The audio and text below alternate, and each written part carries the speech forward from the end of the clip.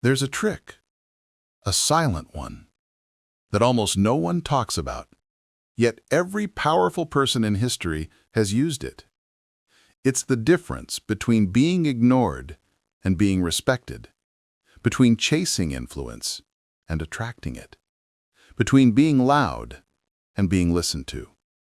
It's subtle, it's invisible, but once you understand it, people will start treating you differently.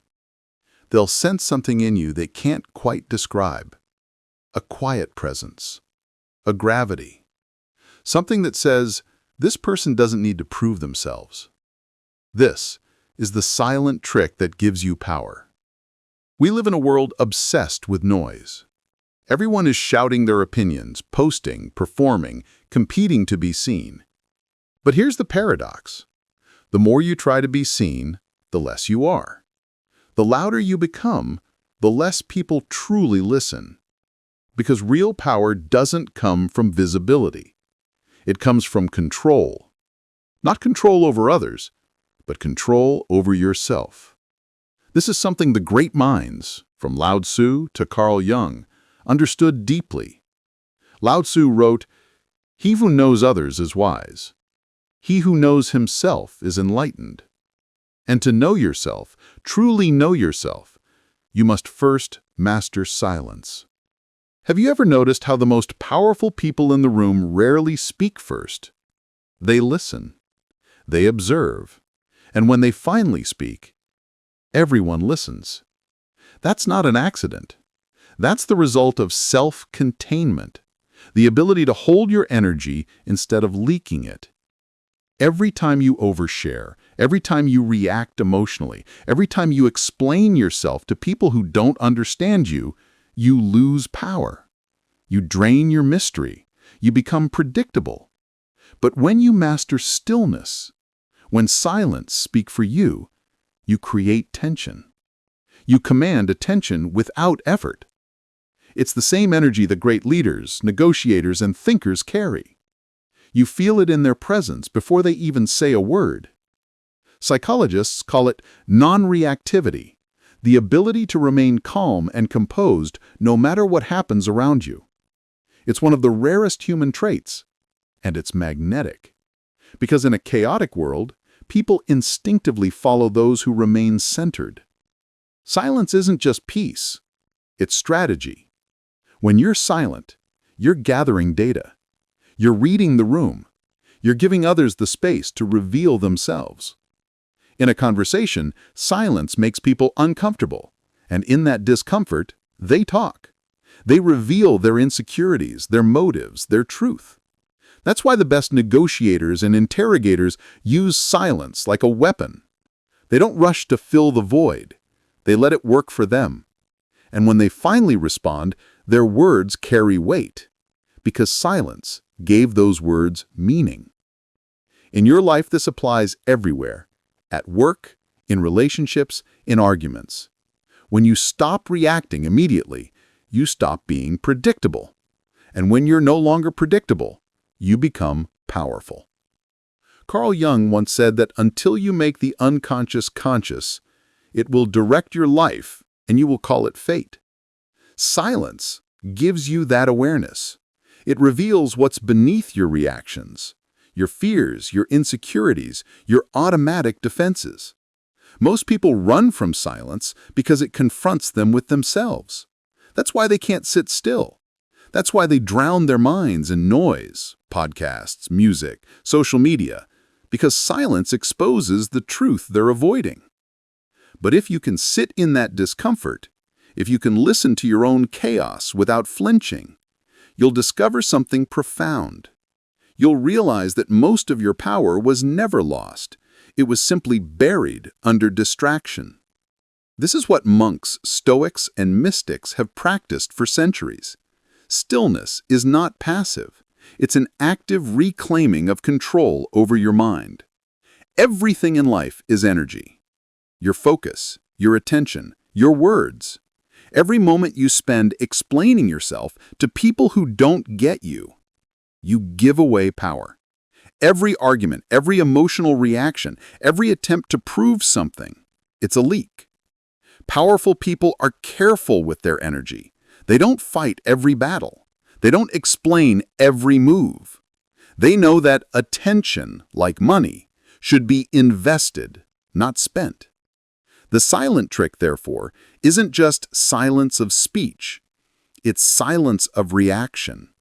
It's choosing what deserves your response. And it's understanding that not everything deserves one. Because power grows in restraint. There's another layer to this. Detachment. When you're detached, you're free. Free from the need to win every argument. Free from the need to be understood. Free from the emotional chaos of others. People mistake detachment for indifference, but they couldn't be more wrong. Detachment is emotional discipline. It's the quiet confidence that says, I control myself, and that's enough. This form of silence, inner silence, radiates outward. It's why people can feel calm just being around someone who's grounded. They've done the inner work. They've faced their noise and come out the other side untouchable. We've been conditioned to believe that power is loud, that leaders shout, that winners boast, that confidence means dominance. But look deeper. The most influential people in history, from Marcus Aurelius to Nelson Mandela, rarely shouted. They didn't need to. Their power came from conviction, from their calm certainty. Loud power is fragile. It needs validation. It needs an audience. Silent power doesn't. It exists whether anyone sees it or not. And when you build that kind of power, quiet, unshakable, internal, the world begins to respond to you differently. So, how do you begin? Step 1. Practice stillness daily. Even 10 minutes of silence each day can change how your mind works. No phone, no distractions, just awareness. Step 2.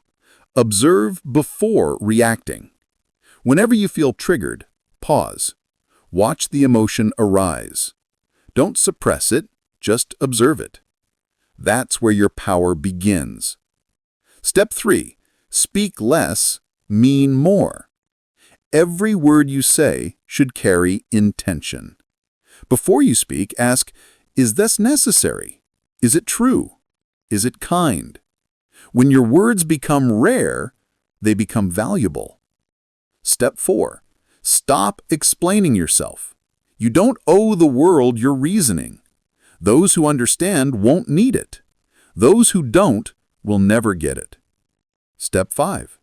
Guard your energy. Your attention is your life. Don't waste it on negativity, gossip, or drama. Silence is your filter. Use it wisely. When you start living this way, something changes.